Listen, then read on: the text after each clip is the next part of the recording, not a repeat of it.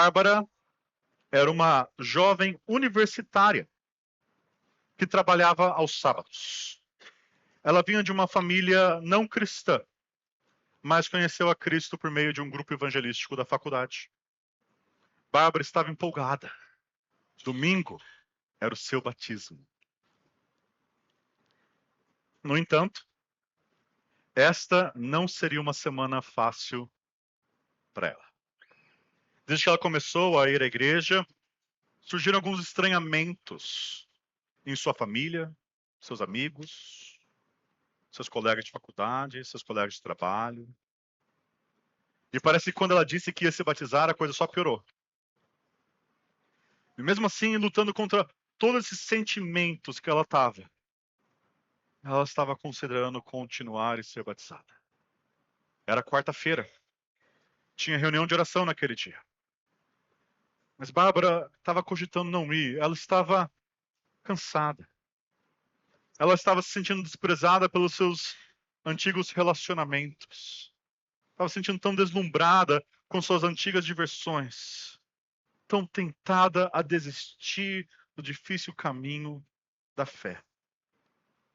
Mesmo assim, lutando contra os sentimentos, ela foi lá na reunião de oração. Encontrou uma irmã madura na fé, que percebeu no rosto dela que ela não estava bem. E ao final da reunião de oração, elas foram numa padaria perto da igreja e começaram a conversar. Bárbara abriu seu coração e aquela irmã sugeriu que ela lesse naquela noite 1 Pedro. Bárbara fez isso quando chegou em casa, leu 1 Pedro inteiro e aprendeu 3 lições importantes dessa carta. 3 lições que eu quero ver hoje com vocês. E igualmente eu convido você a abrir a sua Bíblia em 1 Pedro, capítulo 1. E por gentileza, deixe-a aberta, pois nós iremos navegar hoje pela carta. O título da mensagem de hoje é Escolhidos, Separados e Fiéis.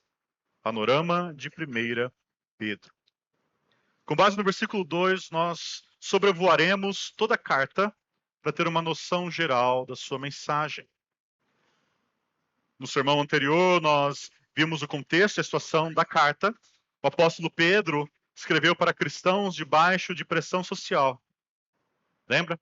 Nós somos peregrinos e eleitos, rejeitados pelo mundo, mas escolhidos por Deus. Mas como essa identidade nos transforma? Como ela nos consola, nos molda, nos firma em nossa peregrinação? É o que nós veremos hoje. Então leiamos 1 Pedro 1, de 1 até 2. Pedro, apóstolo de Jesus Cristo, aos eleitos que são forasteiros na dispersão no Ponto, Galácia, Capadócia, Ásia e Bitínia. Eleitos segundo a presciência de Deus Pai, em santificação do Espírito, para a obediência e a aspersão do sangue de Jesus Cristo. Graça e paz vos sejam multiplicadas.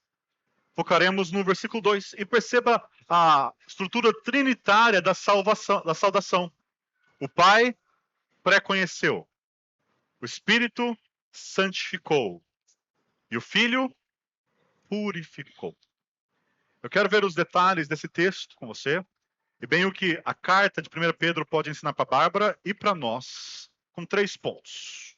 Ponto 1, escolhidos, não nos confiamos ao mundo.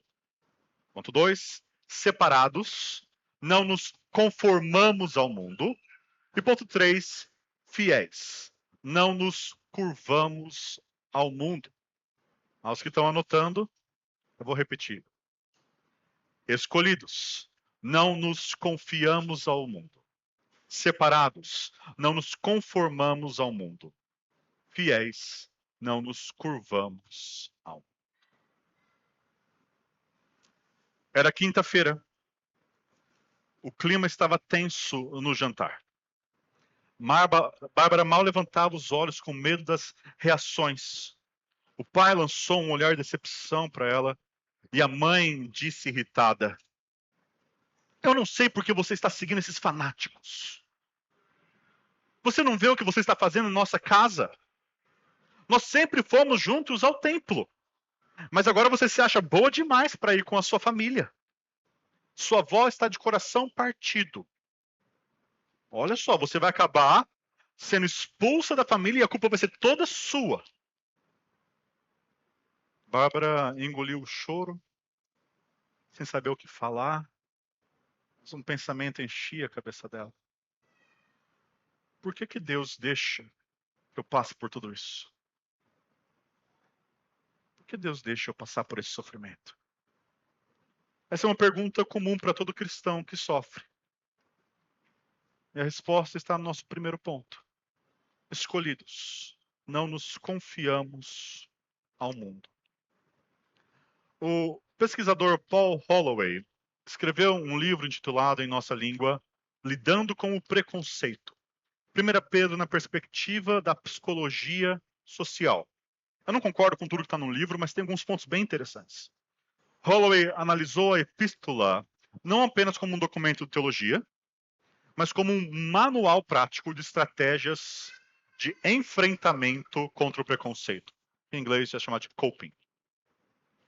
Veja, na época que a carta foi escrita, os cristãos eram uma minoria que sofria de estigma social constante. As perseguições físicas e legais, elas eram esporádicas e locais, mas reforçavam algo claro. Qualquer momento, o linchamento vai ser com você. E a conversa hostil, fictícia de Bárbara, ilustra uma dor real em muitas casas. O cristão, ele é visto como uma ameaça simbólica que causa ruptura da tradição e do tecido social. Daí o preconceito tenta controlar o cristão através da vergonha e através da exclusão. E isso coloca o crente numa posição vulnerável, desamparado, deslocado, desprezado. Diante dessa situação, como que a verdade que nós fomos eleitos pelo Pai serve de consolo? O texto diz que os cristãos foram eleitos segundo a presciência de Deus Pai. Esse termo significa conhecer antecipadamente. O que Deus sabia antecipadamente ao nos escolher? Veja, alguns olham para esse texto, esse versículo 2, diz que Deus olhou pelo túnel do tempo, previu aqueles que creriam em Cristo e depois escolheu esses.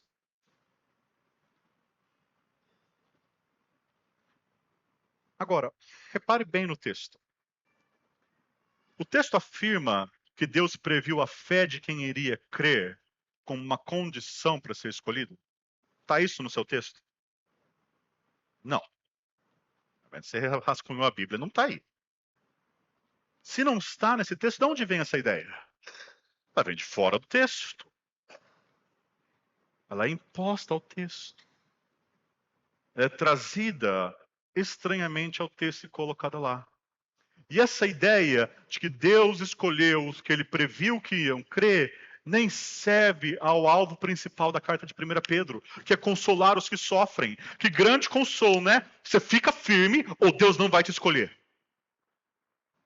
Em vez da eleição ser consolo e motivação, se torna para o peregrino fardo e dúvida. Se nós vamos entender o que é essa presciência pela qual Deus nos escolheu, nós precisamos entender como o próprio autor usa esse termo.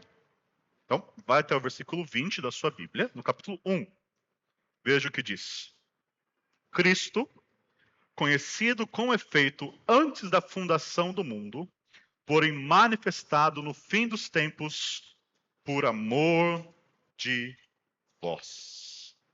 Esse termo aqui, conhecido, tem a mesma raiz no grego que presciência. E aqui nós temos uma chave de como Pedro usa esse conceito.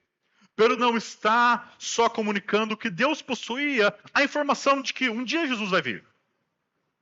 Pedro está comunicando que a vinda de Cristo era parte do plano de Deus.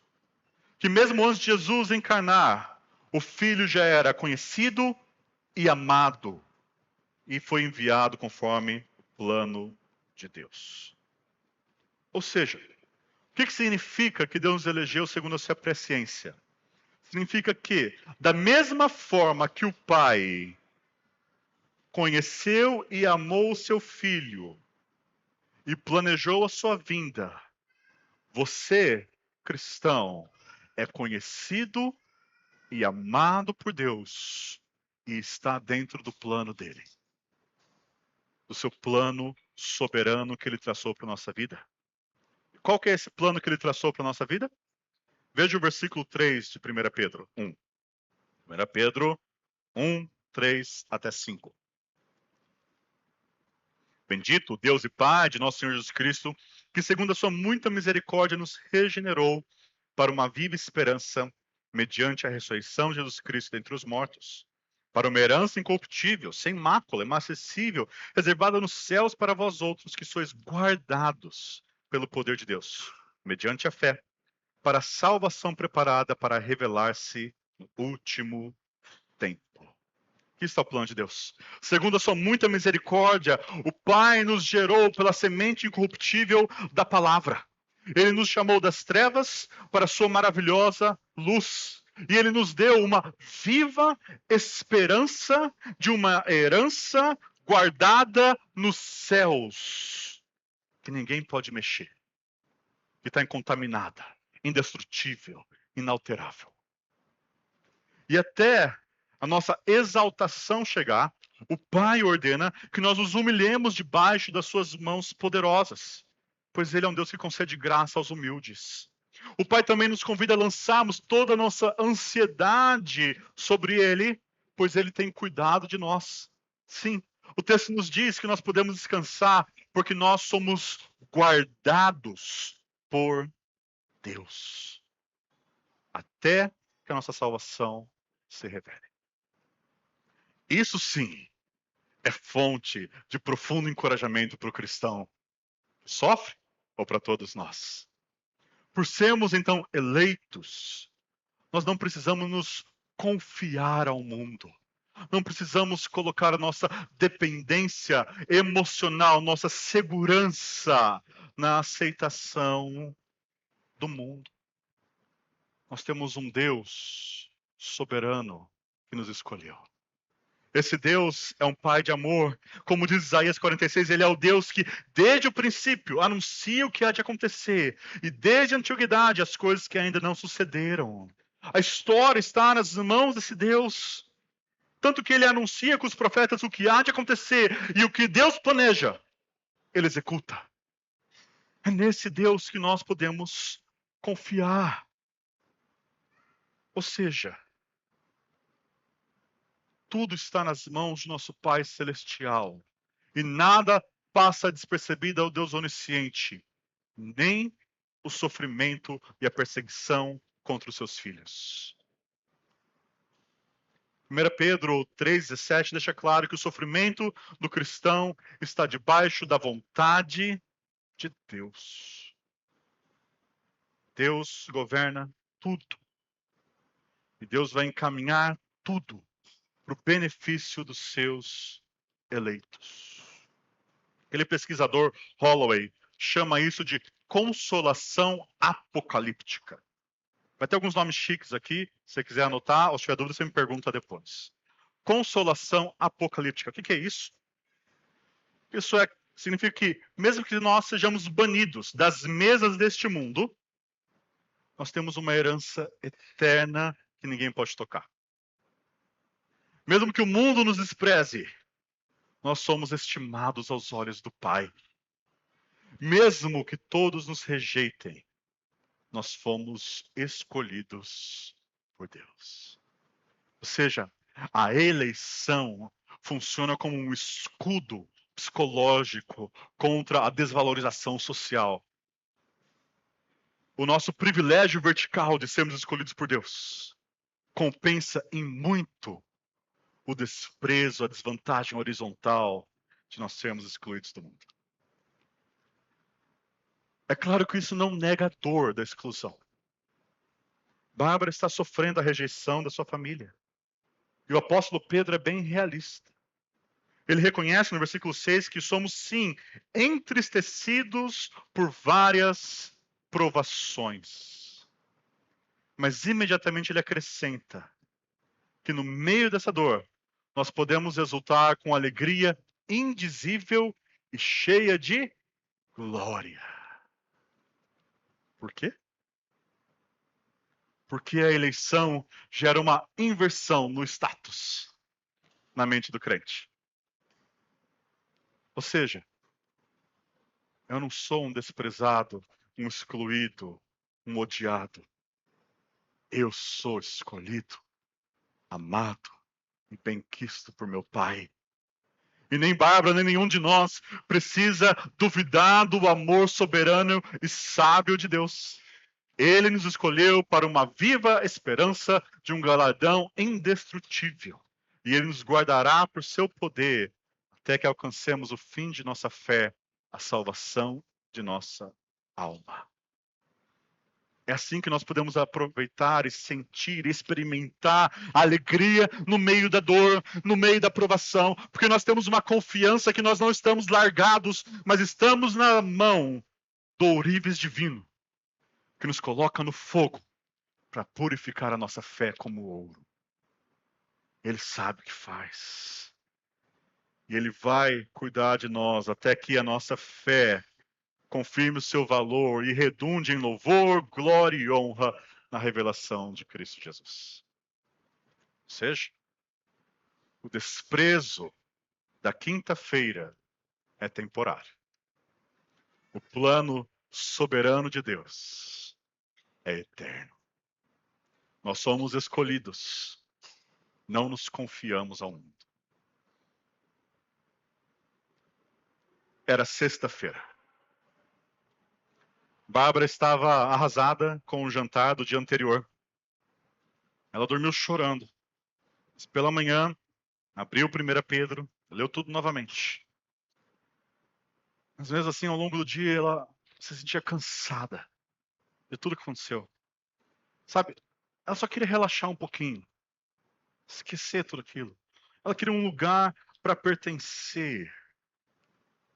Até que então, na faculdade, à noite, um rapaz chegou até ela e disse: Ô Santinha, não quer dar uma escapadinha hoje à noite, não? Tem uma festa hoje à noite. Vamos? Eu vou com você. Vai falar para mim que você, agora que virou crente, deixou de viver, né? Bárbara sabia o que acontecia naquele lugar. Mas naquele momento ela se sentiu tentada. Ela queria relaxar um pouquinho. Um pouco de prazer. Um lugar para pertencer. Será que teria problema fingir que ela era igual àqueles amigos dela? Só por uma noite. Só um pouquinho. Só para ser aceita.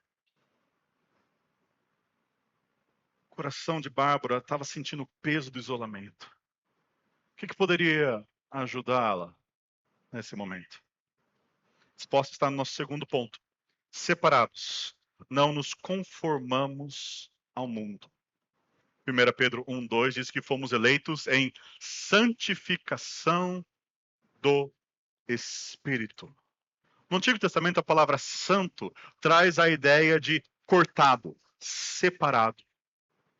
O crente, então, ele é cortado do mundo e separado para Deus. Ele é relocado espiritualmente. Ele é retirado do âmbito do profano e colocado na esfera do sagrado. Ele agora não está debaixo da ação e da influência satânica e seu domínio. Ele está agora debaixo da posse e da ação do Espírito Santo. E essa santificação tem duas implicações: consagração e devoção. Ser consagrado a Deus nos confere uma nova identidade. E nós devemos viver de acordo com essa identidade em piedade.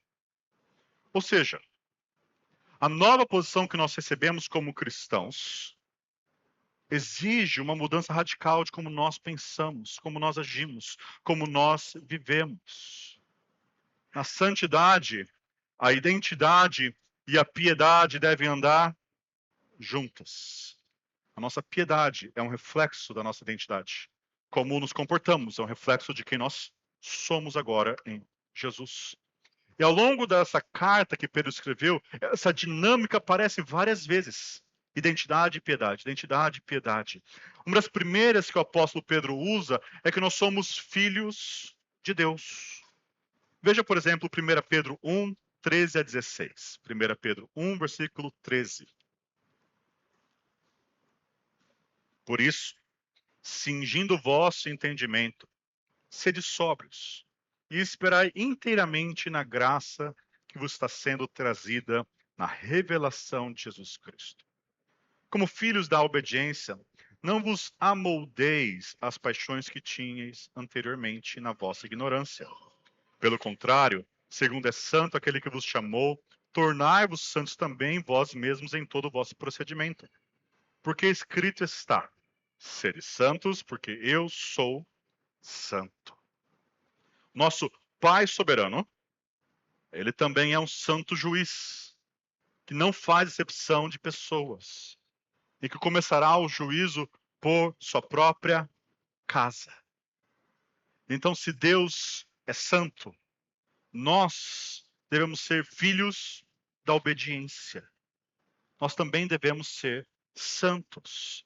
Nós devemos nos portar com temor durante a nossa peregrinação.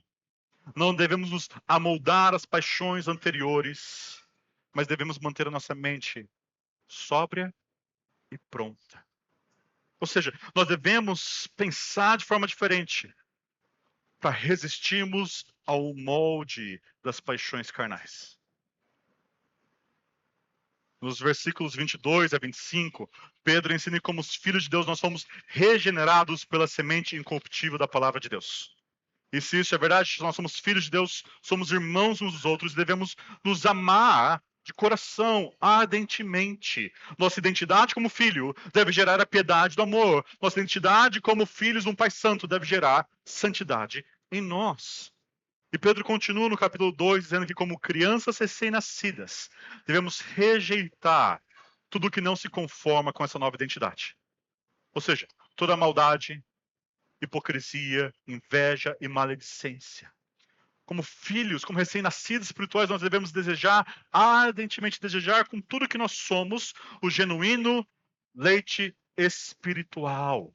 Nós devemos alimentar a palavra de Deus e de tudo que é o evangelho para que a nossa vida cresça em conformidade com quem nós somos. Para que os genes espirituais que nós temos se expressem em piedade no dia a dia. O apóstolo Pedro, então, ele usa outras identidades derivadas dessa. Lembra, Israel foi chamado de filho de Deus. Então, crente agora também é chamado de filho de Deus. Mas Israel foi chamado de mais coisas. Israel foi formado como uma nação santa e um sacerdócio real. E aqueles que creem em Cristo Jesus, a pedra eleita e preciosa, estão sendo edificados para serem um sacerdócio santo. Ou seja, a igreja, composta de judeus e gentios, recebe os títulos que Israel recebeu no Antigo Testamento. Vai até capítulo 2, versículo 9. 1 Pedro 2, 9. Vós, porém, sois raça eleita, sacerdócio real, nação santa, povo de propriedade exclusiva de Deus, a fim de proclamar as virtudes daquele que vos chamou das trevas para a sua maravilhosa luz. Essa é a nossa nova identidade. Maravilhosa. Um povo escolhido, separado. E isso deve redundar em o quê? Em vidas que proclamam as virtudes daquele que nos chamou.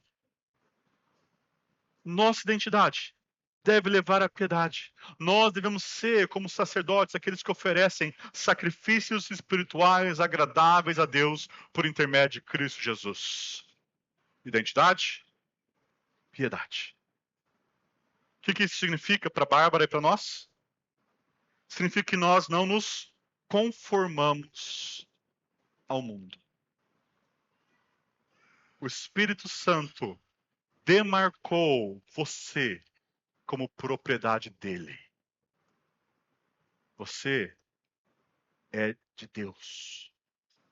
O Espírito carimbou a nova identidade em sua vida. E isso nos impede de nos amoldarmos à cultura. Holloway, aquele pesquisador, chama isso de desidentificação apocalíptica. Tudo meio apocalíptico aqui. Desidentificação. Se temos identificação, agora é o contrário. É se desidentificar, se não se identificar com algo. Ou seja, para proteger a mente do cristão contra essa pressão da sociedade, o cristão precisa romper com os critérios que essa sociedade se identifica, com os critérios de sucesso e de validação que a cultura traz.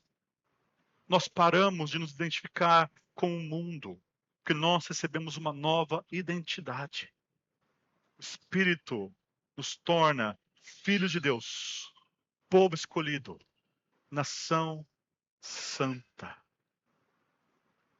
Essa identidade funciona como um antivírus contra a aprovação social. Você já atualizou o seu antivírus hoje? Atualize na sua mente. Porque a nossa identidade nos leva a nos proteger e a entender que nós não precisamos gastar energia para sermos aprovados por uma sociedade hostil. Não precisamos provar para o mundo que nós somos aceitáveis e relevantes.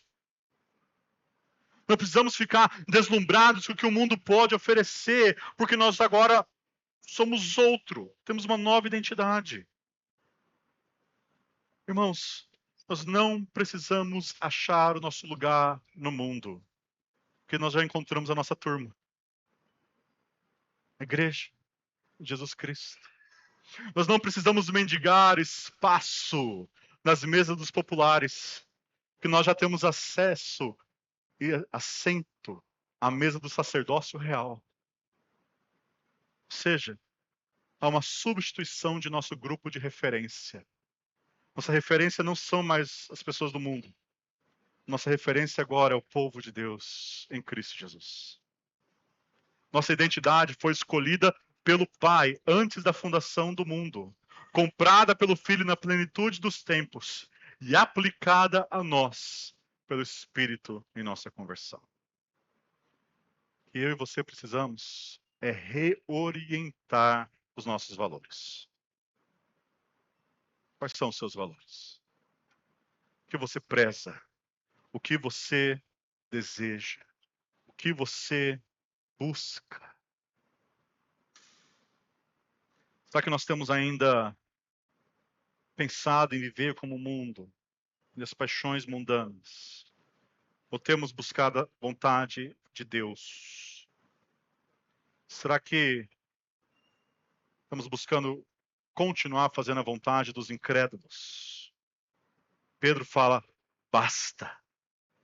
Basta. Chega de libertinagem, sensualidade, bebedeira, orgia, farra e idolatria. Tenha a mente do Espírito e governe os impulsos e as paixões carnais. O mundo vai nos difamar, amados. O mundo vai estranhar por que você não se junta às orgias e os excessos deles. Mas está tudo bem. O deslumbramento da sexta-feira é ilusório. A identidade conferida pela ação do Espírito é permanente. Nós somos separados. Não nos conformamos ao mundo. Era sábado de manhã. Bárbara estava no seu trabalho. Os colegas de trabalho faziam piadas de duplo sentido para testar a reação dela. Sua chefe, que não parava de pegar no pé, soltou do nada. Crente é tudo burro mesmo, né? Ô povinho incompetente. Não tem jogo de cintura. Não dá para confiar projeto para esse povinho, não. Quando Bárbara olhou, logo a chefe desconversou. Bárbara sabia que era para ela. Bárbara também não tinha nenhuma prova para fazer nada. Era aquele clima, sabendo que ela jamais seria promovida lá por preconceito contra a sua fé. Naquele dia, Bárbara sentiu o sangue dela ferver. Foi muita coisa uma atrás da outra. Bárbara só queria chutar o balde.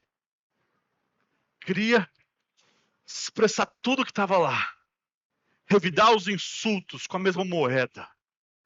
Desistir, talvez, da fé e desse caminho difícil. E enquanto a mente de Bárbara borbulhava, ela se lembrou que amanhã era o dia de batismo.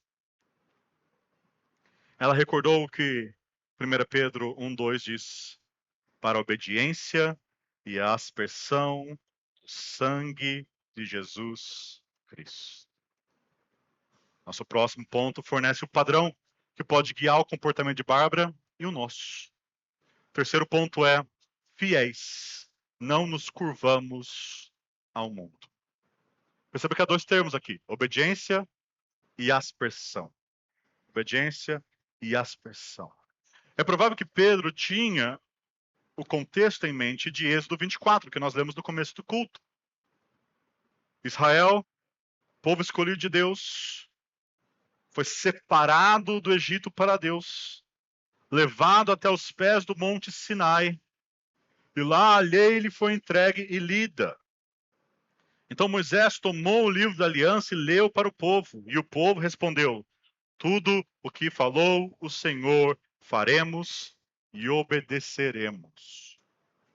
Moisés pegou então o sangue de um sacrifício e aspergiu sobre o povo, dizendo: eis aqui o sangue da aliança que o Senhor fez convosco, a respeito de todas estas palavras. Uma curiosidade: a aspersão de sangue normalmente não acontece em pessoas. Acontece nos objetos do templo, no altar, na cortina, na arca. São raras as vezes que pessoas são aspergidas com sangue. Essa é uma das vezes. Quando os sacerdotes são colocados, é outras das vezes. Ou seja, Pedro está aplicando aqui que quando a aliança é ratificada, o sangue é aspergido sobre o povo. E da mesma forma, nós. Perceba que os elementos estão lá. O povo escolhido, separado pelo Espírito, jurando obediência e a aspersão do sangue. Ou seja, Pedro aqui está falando sobre aquele primeiro momento da conversão que continua em obediência. Quando nós nos comprometemos, juramos fidelidade a Cristo Jesus. O apóstolo Pedro está usando obediência aqui para expressar essa postura inicial. Porque a raiz do termo obediência no original é ouvir. Sabe você, mamãe, papai, diz que seu filho nunca te ouve? Você sabe que ele te escuta, não é isso que você quer dizer? O que ele não te ouve? Ele não te obedece. Ou seja, nós ouvimos os termos da aliança como Israel. Israel ouviu a lei. Nós ouvimos o evangelho. Nós ouvimos os termos da aliança e nós respondemos o quê? Ouvindo de fato. Obedecendo. Crendo. É por isso que lá no capítulo 1, versículo 22, Pedro diz: tendo purificado a vossa alma pela vossa obediência à verdade. Você purificou a sua alma pela obediência à verdade. Parece que Pedro está falando que é salvação pelas obras, é isso mesmo? Não, não é isso. Senão ele não precisava acrescentar que nós fomos aspergidos pelo sangue. O que Pedro quer destacar é algo importante que às vezes a gente esquece. Na conversão, nós confiamos no sangue de Jesus, nosso Salvador. Mas também nós juramos fidelidade ao Senhor e Rei Jesus Cristo. Salvador e Senhor. E essas coisas vão juntas. A conversão é um juramento de fidelidade a Jesus, que brota de um coração crente. Foi por isso que nos primeiros séculos do cristianismo, o batismo e a ceia foram chamados de sacramento. Com o tempo, muitos outros significados se juntaram a isso, mas o sentido daquela época, o sacramentum, era um rito sagrado. e, em geral, um juramento. E, em mais particular, um juramento que os soldados faziam ao imperador. Os cristãos usaram esse termo nos primeiros séculos para mostrar que o batismo é um juramento de fidelidade ao Rei dos Reis. No batismo, nós comprometemos que Jesus é o Senhor da minha vida. E no batismo, nós também nos identificamos com o Senhor da nossa vida, com a sua morte e com a sua ressurreição. No batismo, nós nos identificamos com aquilo que Cristo fez. Cruz, glória. Primeiro a cruz, depois a glória. E Pedro, então, vai trabalhar muito nessa carta, essa identificação de Jesus como Jesus sendo o nosso exemplo. Até a cruz, para nós, é também exemplo. Na verdade, é interessante como Pedro une essas duas realidades que não devem ser separadas mesmo. A cruz é salvação e exemplo, porque Jesus é e sempre será Salvador e Senhor. Veja 1 Pedro 2, o versículo 21. 1 Pedro 2, 21. Esse é um texto maravilhoso. O apóstolo costura o servo sofredor de Isaías 53 com essas duas realidades de exemplo e resgate. 1 Pedro 2, 21. Porquanto, para isto mesmo fostes chamados, pois que também Cristo sofreu em vosso lugar, Salvador, deixando-vos exemplo para seguir os seus passos, o qual não cometeu pecado, nem dolo, algum se achou em sua boca. Pois ele, quando ultrajado, não revidava com ultraje, quando maltratado, não fazia ameaças, mas entregava-se àquele que julga retamente, carregando ele mesmo em seu corpo sobre o madeiro os nossos pecados. Salvador, para que nós, mortos para os pecados, vivamos para a justiça. Exemplo, por suas chagas fostes sarados. Porque estáveis desgarrados, como ovelhas. Agora, porém, vos convertestes ao pastor e bispo da vossa alma. Cristo é o nosso resgate. Sobre o madeiro ele carregou os nossos pecados em seu corpo. Ele sofreu em nosso lugar. Pelo precioso sangue de Cristo, como um cordeiro imaculado, nós fomos resgatados. Cristo morreu, Pedro vai dizer, uma única vez. O justo pelos injustos, para nos conduzir a Deus. Cristo também é o nosso exemplo. No meio do sofrimento, ele deixou os passos para seguirmos. Ou seja, como Jesus, nós não devemos revidar o mal com o mal, com ultraje, com ameaças. Mas nós devemos entregar aquele que julga corretamente, o justo juiz. E assim como Jesus morreu e ressuscitou, nós devemos morrer para os pecados, viver para a justiça. O que isso significa para a Bárbara e para nós? Significa que nós não abandonamos o juramento que nós fizemos de fidelidade ao Rei, mesmo em meio às pressões e às perseguições do mundo. Nós não desistimos, não cedemos, não nos curvamos ao mundo. Muito pelo contrário, Pedro diz em 1 Pedro 2,12 que nós devemos fazer o oposto, que nós devemos manter o nosso comportamento entre os gentios exemplar, para que eles não tenham nada que falar contra nós, mesmo nos chamando de malfeitores, para que eles possam ver as nossas boas obras e glorificar o Pai no dia da visitação. Holloway chama isso de compensação comportamental. Compensação comportamental. O que isso significa? Significa, amados irmãos, que o seu reto proceder no mundo é uma arma de defesa contra as acusações do mundo. É mentira. E daí você pode ficar com consciência limpa. Você pode entender que o problema não está em você, mas neles. Ou seja, se a sociedade classifica e classificava naquela época o cristianismo como subversivo, Então Pedro recomenda que nós sejamos ainda mais submissos, mesmo em meio às adversidades. Pedro vai falar que nós devemos ser submissos como cidadãos às autoridades públicas, devemos honrá-los. Que o trabalhador deve ser íntegro, mesmo quando o patrão é perverso. Que a esposa deve testemunhar com o seu caráter, mesmo quando o marido é incrédulo. Que todos nós, todo crente que sofre por causa da justiça, deve santificar a Cristo como Senhor em seu coração. E estar preparado para responder com mansidão quem perguntar a razão de nossa esperança. Nós entramos em aliança com Deus por meio do sangue de Cristo e do voto de fidelidade. Nós precisamos honrar a Cristo em todas as esferas de nossa vida, amados.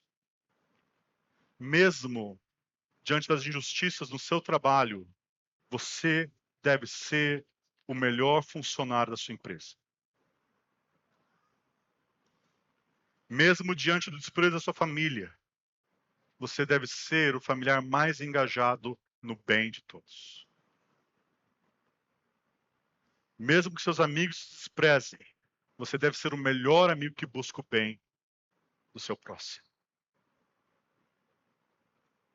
Isso significa refletir quem Cristo é para o mundo.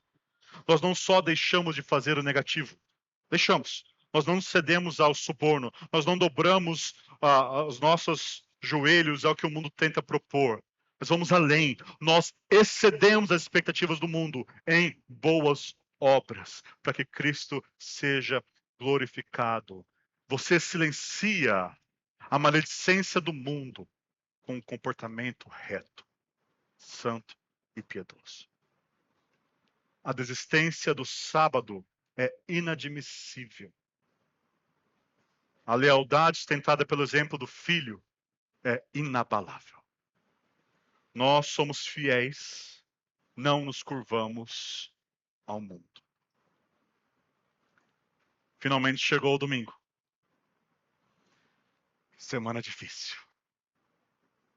A solidão familiar da quinta-feira, a pressão social da sexta-feira, a injustiça profissional do sábado, mas agora Bárbara estava diante da sua nova família da fé. Uma comunidade que buscava viver em amor, submissão e exemplo. Bárbara então confessa publicamente Cristo como seu Senhor e Salvador. Ela desce as águas em nome do Pai, do Filho e do Espírito. Sim, em nome do Pai que a escolheu antes da fundação do mundo. Em nome do Espírito que a separou e deu uma nova identidade para ela. Em nome do Filho, ao qual ela jura lealdade e que a purificou pelo seu sangue. Bárbara levanta das águas, ela se sente mais leve. A graça e a paz de Deus enchem o coração dela. Bárbara se sente limpa, não em seu corpo, mas em sua consciência. É isso que 1 Pedro 3,21 nos ensina sobre o batismo. Com uma indagação de uma boa consciência para com Deus, por meio da ressurreição de Jesus Cristo. Paulo chama isso de ambiguidade atributiva. O desprezo do mundo não encontra morada no crente que foi purificado pelo Salvador e segue seu Senhor. Por ter a consciência limpa diante de Deus, o crente não internaliza as ofensas do mundo. Ele sabe que o mundo ataca não por culpa dele, mas por causa de Cristo. Sabe o que acontece? Uma inversão. Aquilo que o mundo considera um desprezo, o crente usa como uma coroa. O estigma do mundo é nosso distintivo de honra. Seus xingamentos, nossas medalhas. Suas falsas acusações, nossos louros. Amados, O fim de todas as coisas está próximo, Pedro vai dizer. Deus vai julgar o mundo com justiça. E a pergunta diante de nós é, enquanto nós peregrinamos nessa terra, como temos vivido? Como você tem vivido? O Deus Trino convida todos aqui a confiarem em Jesus Cristo Salvador e a jurarem obediência a Jesus Cristo, o Senhor. Você está aqui hoje e não submeteu a sua vida a Cristo. Eu quero encorajar você a receber Jesus. Em seu coração agora, entregue a sua vida a Ele. E converse com um dos membros ou pastores dessa igreja para saber como você pode publicamente confessar Cristo através do batismo. Se você já está dentro da aliança, eu quero convidar hoje a você renovar o seu juramento de lealdade ao Filho. Quero que você lembre que você foi separado pelo Espírito. Quero que você se encoraje em lembrar que o Pai o escolheu. Lembre-se, amados, o desprezo de quinta-feira é temporário. O plano soberano do Pai é eterno. Nós somos eleitos, não nos confiamos ao mundo. O deslumbramento da sexta-feira é ilusório. A identidade do Espírito é permanente. Nós somos separados. Nós não nos conformamos ao mundo. A desistência do sábado é inadmissível.